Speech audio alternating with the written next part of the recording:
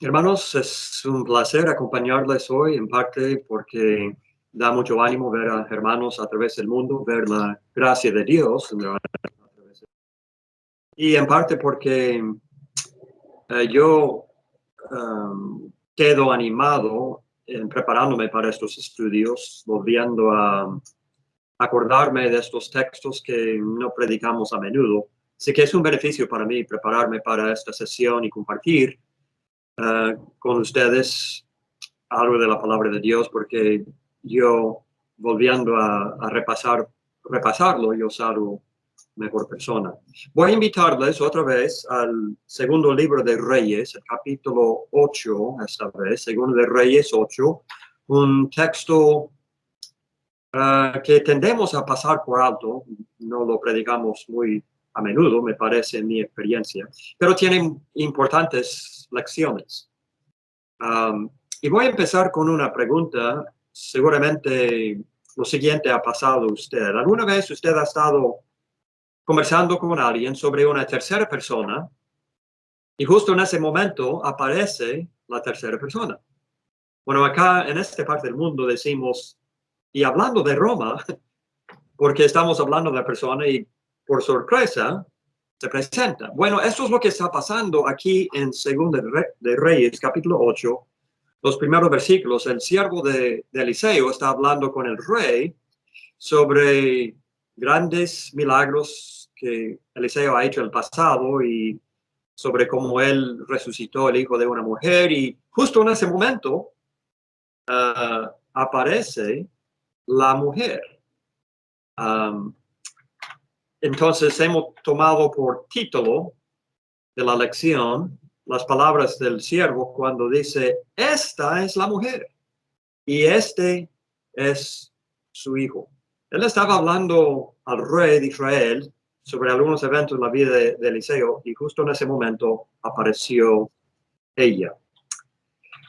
La verdad es que estamos estudiándolo porque hay importantes lecciones, como mencioné, lecciones en cuanto a Dios, sobre su providencia, lecciones en cuanto al ser humano, al hombre, sobre una fe que espera con paciencia su recompensa de Dios, mientras resiste la tentación de promoverse o procurar su propio destino.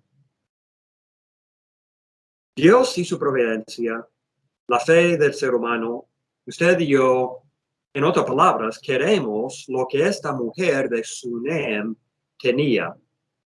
Y espero que leyendo el texto usted estará de acuerdo después. La verdad es que antes que podemos apreciar debidamente el capítulo 8 aquí, tenemos que volver al capítulo 4, donde esta mujer, la mujer de Sunem, se nos fue presentado por primera vez. Si no me equivoco, en octubre de este año, yo prediqué sobre la mujer de Sunem. Algunos tal vez se acordarán, tal vez otros no. La mujer que veía a Eliseo pasando por su ciudad, su pueblo, y hizo un aposento alto con el permiso de su marido para que él pasara tiempo allí. Después el profeta quiere hacer un favor a ella y le promete un hijo, que ella lo toma como burla en el principio, pero al año le nace un niño que poco después está en el campo con su papá, se enferma y el papá manda que la lleven a su mamá, donde el niño muere en la falda de su mamá. Ella, esta mujer de Sunem, va a Eliseo, que viene y resucita al hijo. Y aprendimos algunas lecciones, que Dios cuida a los sin hijo. Vimos la importancia de la hospitalidad que ella practicaba con el varón de Dios y la necesidad de que practiquemos lo mismo hoy.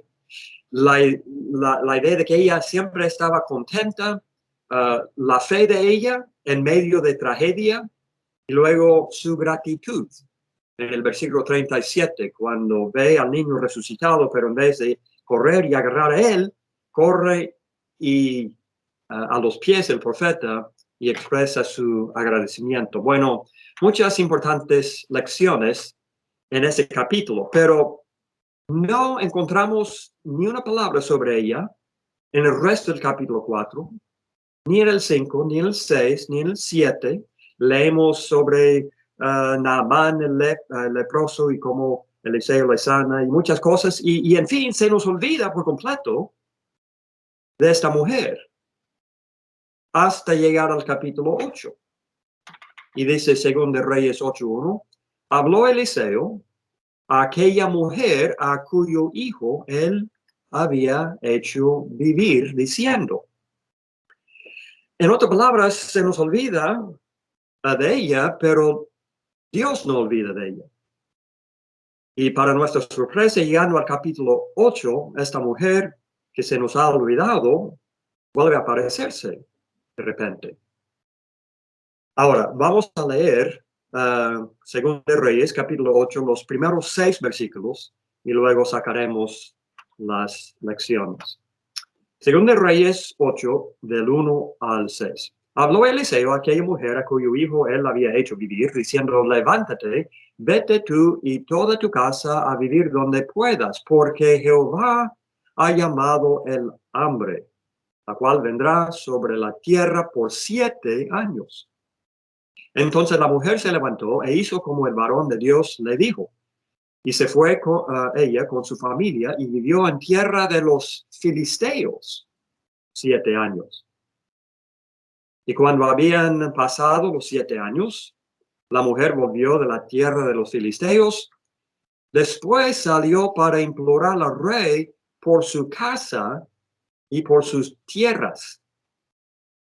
Y había el rey hablado con Giese, criado del varón de Dios, diciendo, te ruego que me cuentes todas las maravillas que ha hecho Eliseo. Y mientras él estaba contando al rey cómo había hecho vivir a un muerto, he aquí que la mujer a cuyo hijo él había hecho vivir, vino para implorar al rey por su casa y por sus tierras. Entonces dijo Giesi, rey, señor mío, esta es la mujer y este es su hijo, al cual Eliseo hizo vivir. Y preguntando el rey a la mujer, ella se lo contó. Entonces el rey ordenó a un oficial, al cual dijo, hazle devolver todas las cosas que eran suyas y todos los frutos de sus tierras desde el día que dejó el país hasta ahora. Entonces, las lecciones. En los versículos 1 al 2 vemos la advertencia que Eliseo da a esta mujer. Y vemos que el hombre bueno, muchas veces estaba diciendo simplemente que el bueno muchas veces participa en la calamidad del malo. Voy a volver a compartir la pantalla aquí. Y ¿pueden ver la pantalla ahora?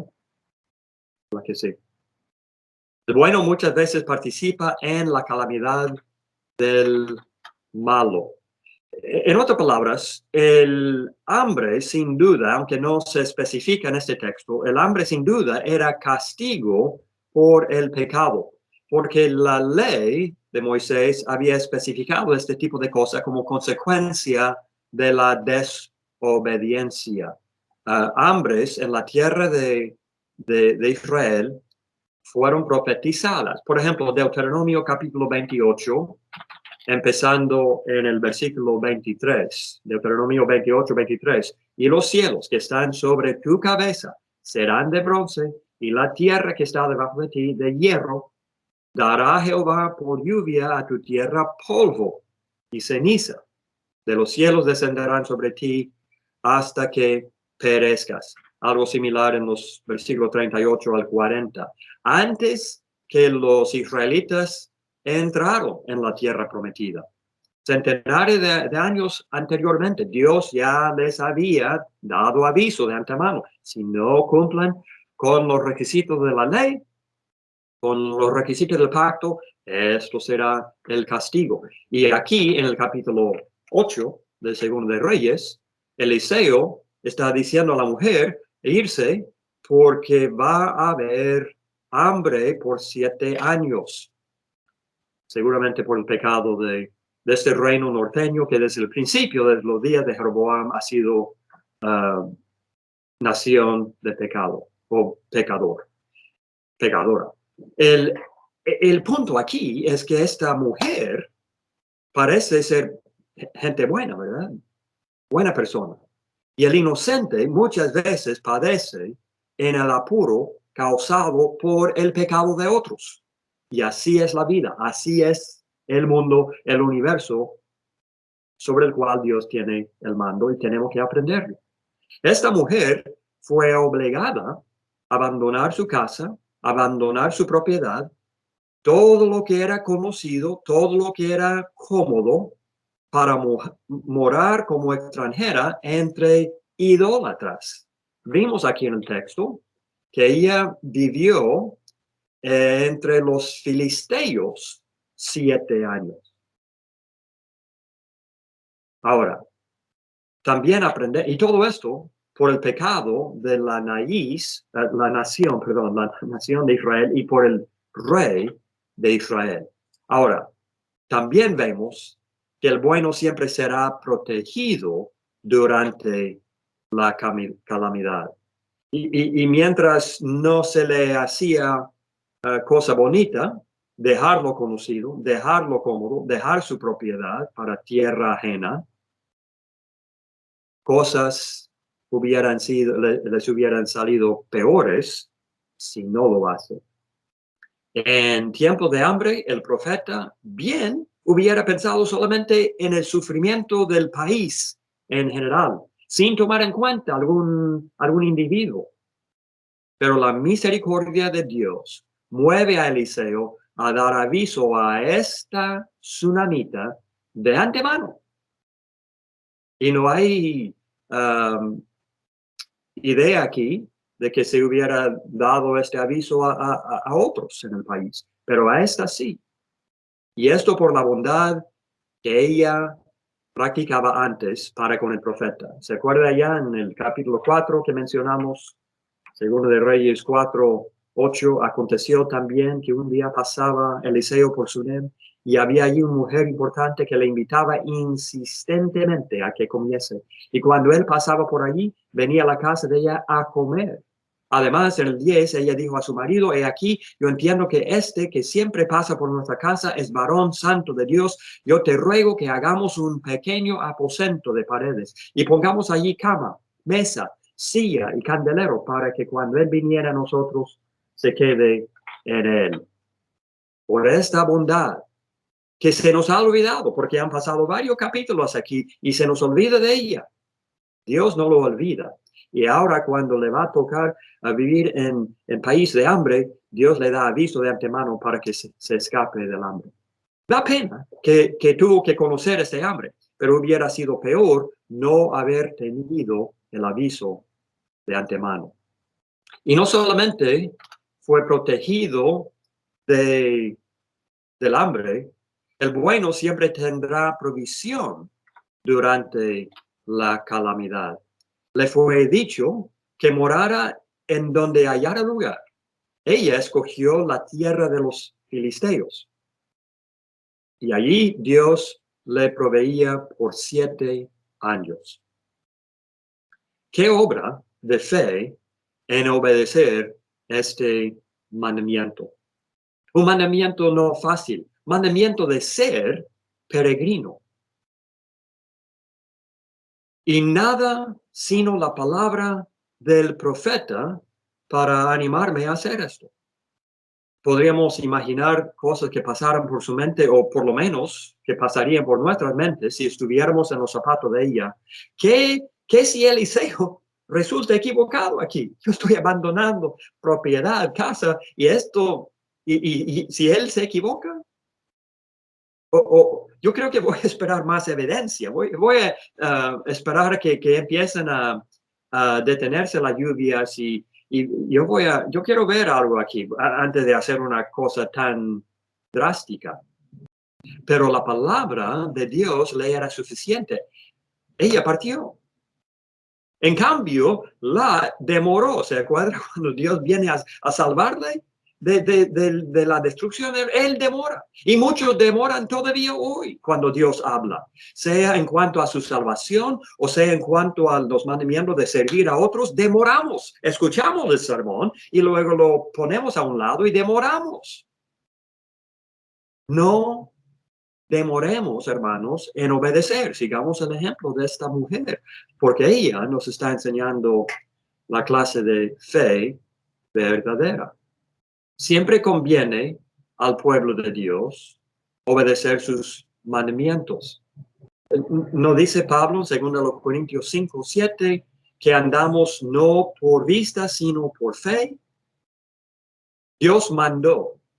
Y eso es lo que pasa cuando nosotros obedecemos. Dios provee. Dios, por ejemplo, mandó a los cuervos alimentar a Elías en el arroyo Kerit, primero de Reyes, capítulo 17, versículo 4. El antepasado no antepasado, el profeta anterior de Eliseo. Hubo hambres antes que Dios había enviado como castigo, como cumplimiento del pacto.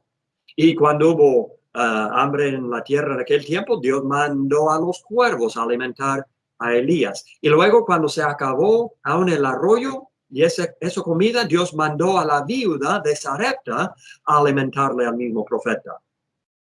17, 8 a 9. Hubo provisión para toda la casa de Jacob en Egipto durante un hambre, porque Dios había preparado el camino de antemano enviando a José allí. Dios proveerá, hermanos, es el punto.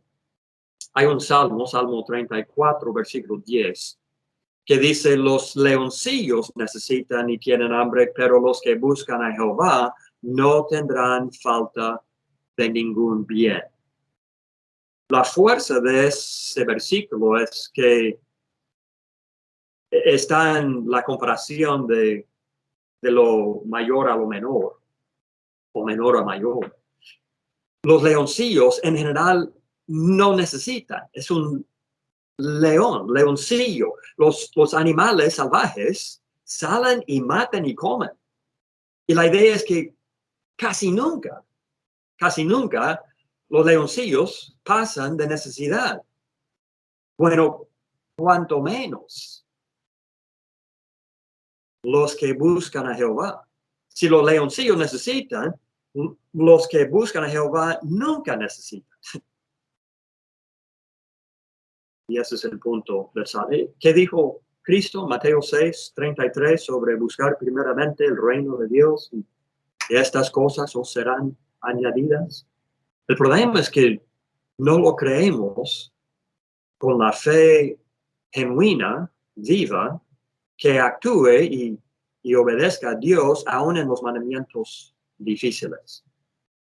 Pero regresando al versículo 3 aquí, podemos ver la segunda etapa en todo esto, donde leemos del regreso de esa tsunamita. Dice el versículo 3, y cuando habían pasado los 7 años, la mujer volvió de la tierra de los filisteos.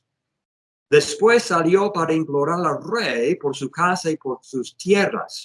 Lo que no es especificado, sino implicado, y nos toca a nosotros sacar la inferencia, es que cuando ella estaba ausente, otros israelitas se ocuparon de su casa, se ocuparon de sus tierras. ¿Cómo lo sabemos? Porque cuando regresa, dice el 3, que ella salió a implorar al rey por su casa y por sus tierras. Obviamente, lo no especificado es que alguien o algunos otros se apoderaron de estas cosas. 7 años fuera de la tierra de Jehová. Estamos hablando de que ella regresa y anticipamos tal vez regresando algún día, pero está regresando después de mucho exilio. 7 años fuera de la tierra de Jehová. 7 años en ambiente filisteo. 7 años en ambiente de adoradores de Dagón, afligidas sin duda en su alma por la idolatría que le rodeaba, por el paganismo que le rodeaba, tal vez muy similar a Lot, que afligía su alma justa, viviendo en Sodoma. Ella, allá en tierra de los filisteos, no podía ensillar su asno y visitar al profeta en cualquier momento como antes solía hacer, buscando consejo o consolación o que fuera. ¿Se acuerdan? Según de Reyes 4, 22 a 23. No así en estas nuevas circunstancias. Así que había un hambre allá en Israel, pero no solamente de comida física. Ahora para ella hay hambre de la palabra de Dios. Cuánto ella hubiera querido montar su asna y ir corriendo al profeta para consolarse de este ambiente filisteo. El punto es que nosotros también puede ser que nos toque en nuestra vida algo similar, tal vez una mudanza, tal vez tiempo en una congregación pequeña, una congregación pobre en enseñanza, porque no hay varones o muchos varones preparados allí, pocos hermanos, pocas congregaciones fieles en el área. A veces no tenemos que mudarnos, a veces es así porque es así. Pero tal vez, si es por un cambio o sin cambio, podría servir para que aprendamos a apreciar más lo que tuvimos antes. Si estuvimos en una buena congregación, rodeado de buenos hermanos, y tuvimos que mudarnos y ahora todo pobre, ¿será que estamos apreciando más lo que tuvimos antes? Salmo 42. Los primeros versículos dicen, como el ciervo brama por las corrientes de las aguas, así clama por ti, oh Dios, el alma mía. El autor de ese salmo está, al parecer, lejos del templo, lejos de Jerusalén, lejos de este ambiente. Está en el cautiverio babilonio, no sabemos, pero ahora está clamando por Dios. Mi alma tiene sed de ti, sed de Dios, del Dios vivo. ¿Cuándo vendré y me presentaré delante de Dios? La idea es, para el judío de aquellos tiempos, esto era presentarse en el templo que representaba la presencia de Dios. Fueron mis lágrimas, mi pan de día y de noche. Mientras me dicen todos los días, ¿dónde está tu Dios? Me acuerdo de estas cosas, es decir, cuando estuvo con Dios, derramo mi alma dentro de mí, de cómo yo fui con la multitud y la conduje hasta la casa de Dios. En tiempos pasados, él dirigía el desfile de judíos para ir a Jerusalén, tal vez en una de las 3 fiestas del año, y qué gozo andando con esa multitud. Pero ahora ha sido quitado de todo eso. Y está aprendiendo a apreciar lo que había perdido. Pasó lo mismo con esta tsunamita. Ella regresa, pero después de mucho exilio. Si nos toca, hermanos, circunstancias similares, que aprendamos a apreciar lo que tuvimos para hacer todo posible para volver a tenerlo y volviendo a tenerlo, agradecerlo, aprovecharlo más en el futuro. Ella regresa, hermanos, para conocer nueva prueba. La obediencia de partir de Israel le costó, porque por una parte se escapó del hambre, pero por otra parte perdió su propiedad. Vuelve y la halla en manos ajenas. Y nosotros nos preguntamos, ¿no pudo Dios haber protegido sus posesiones como protegió a ella? Hermanos, estamos aprendiendo la lección de que tal vez sufriremos una pérdida desde la perspectiva terrenal, pero siempre será solamente temporánea. Y la pérdida será una nueva oportunidad para confiarnos en Dios. No le parecía, pero resultó que Dios sí cuidaba de su propiedad. Un tipo de prestarla a interés, como veremos después. Pero ella vuelve para conocer la nueva prueba de que alguien tiene posesión de su casa y tierras, etc. En otras palabras, esto en realidad es solamente una en una serie de buenas y malas. Volvamos al capítulo 4 allí, el principio de esta historia de la tsunamita. Empieza con su hospitalidad, 4:8 en adelante, ella haciendo lo bueno y contenta en eso. Y luego Eliseo le recompensa con hijo, que ella no pidió, versículos 11 al 17. Qué alegría esto le hubiera traído a su corazón, ¿verdad? Porque ella antes no tenía esperanza de hijo. Pero en eso, versículos 18 al 28, el hijo le es quitado. ¡Qué tremenda pena! Y escuchamos algo de esta pena en su voz en 4:28 cuando ella dice a Eliseo, ¿pedí yo hijo a mi señor? ¿No dije yo que no te burlases de mí? Pensando que tener el hijo y se le muere era como solamente una burla. Pero poco después, el hijo le es restaurado y qué tremenda gratitud ella manifiesta. Se inclinó primero ante el profeta y después llevó a su hijo, 32 al 37. Bueno, aquí es mandado a partir por el hambre. Otra vez problemas. Vuelve y halla su casa y tierras en manos ajenas. Ella ha estado como en una montaña rusa, hermanos, con altos y bajos y muchas de estas cosas. Y al final, ¿qué sale en todo esto? Su tremendo carácter sale. Su tremendo fe sale. Y cuando decimos carácter, queremos decir buen carácter. El que debemos de evitar. Y una cosa que estamos viendo aquí es que aunque ella manifiesta este buen carácter, ella misma nunca lo habla. Ella nunca le llama la atención o llama la atención a ella misma. Y hay un proverbio muy importante, Proverbios 27, versículo 2, que debemos de tomar, comer y empezar a hacer parte de nosotros. Proverbios 27, 2. Alábate el extranjero, alábate el extraño y no tu propia boca, el ajeno y no los labios tuyos.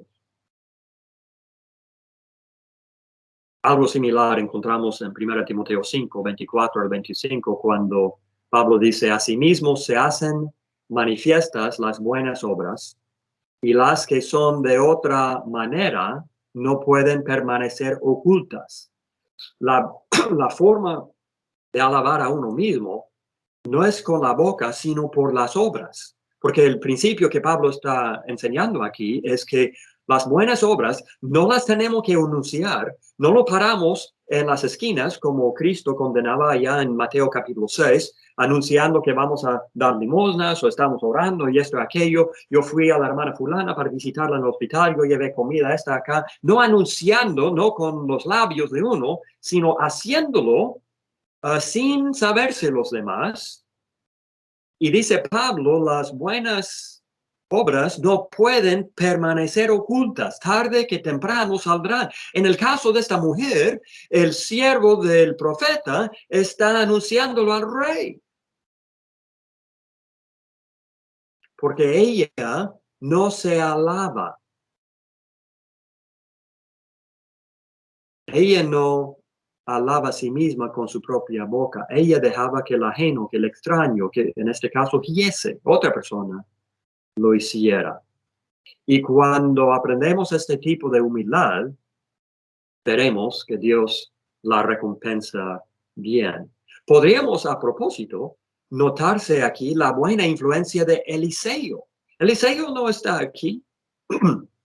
Y Eliseo nunca andaba promocionándose. Sin embargo, el rey ahora quiere saber más de él. Y Eliseo, labios ajenas, están anunciando al rey las buenas obras de Eliseo.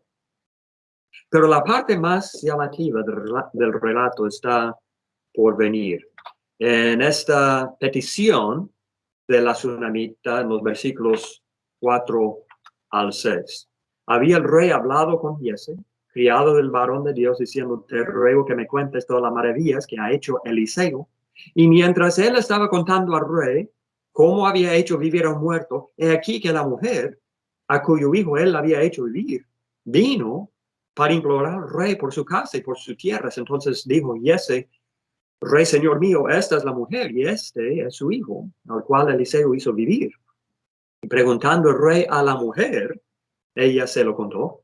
Entonces el rey ordenó a un oficial, al cual dijo: hazle devolver todas las cosas que eran suyas y todos los frutos de sus tierras desde el día que dejó el país hasta ahora. Ella viene con una petición y su petición tenía razón. Dios, mediante los profetas, condenaba esta idea de aprovecharse o apoderarse de casas abandonadas o tierras de otros en cualquier forma, abandonada o por ser viuda y pobre de fuerzas.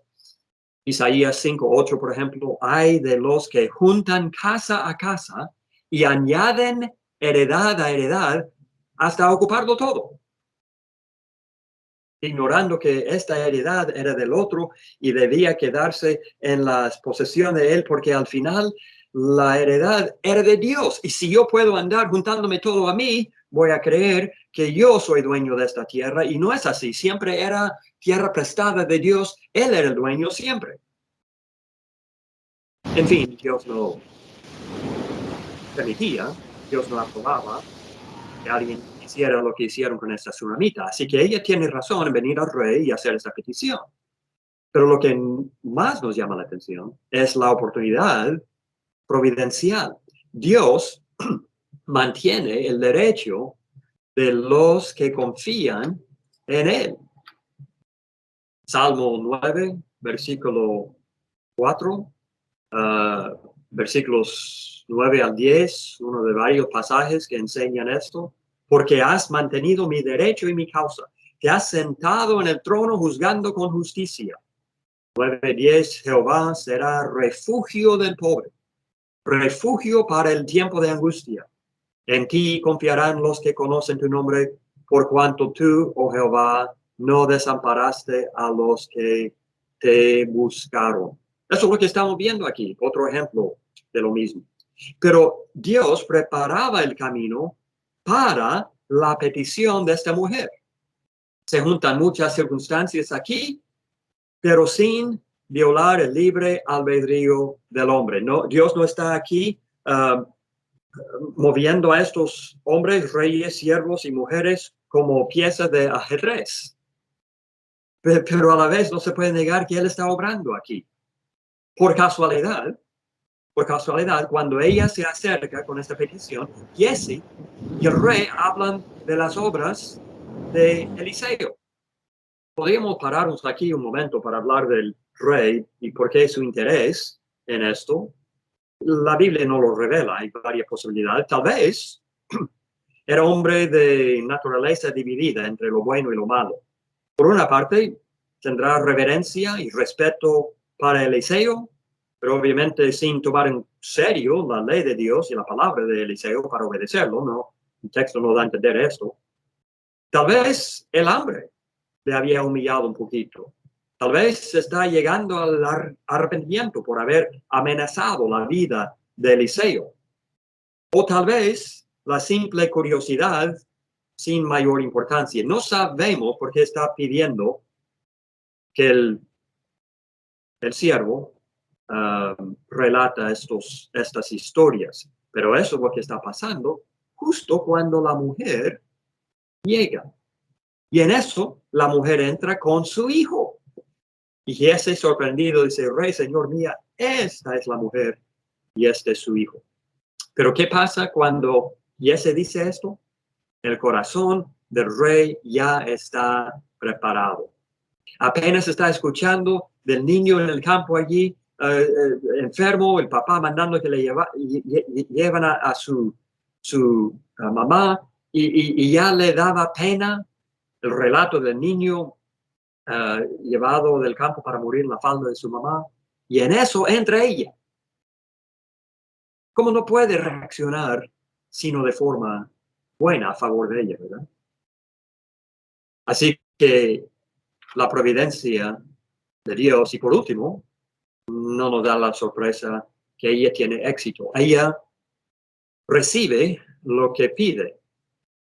Pero lo curioso es que no solamente recuperó su casa y tierra, las recupera con interés. Ese es el punto de la segunda parte del versículo 6. Hazle devolver todas las cosas que eran suyas y todos los frutos de sus tierras desde el día que dejó el país hasta ahora. Ella recibe no solamente la justicia, sino la generosidad por su fe en Dios y por la bondad de Dios.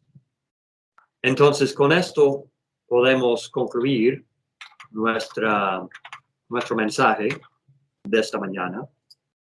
Podemos concluir diciendo que tenemos en este relato una ilustración de cómo los eventos, las circunstancias, obran juntamente para la ventaja y la felicidad del justo que busca en todo servir a Dios. Y esto que son circunstancias, eventos sin conexión, al parecer, hasta que miramos hacia atrás y vemos todo el cuadro. Ahora, el mundo dirá, no, tú tienes que tomar las riendas de tu vida. Tú tienes que promocionarte. Haz lo necesario para que en todas las redes sociales aumentes los números de las personas que ven allí, likes o que se llaman, estoy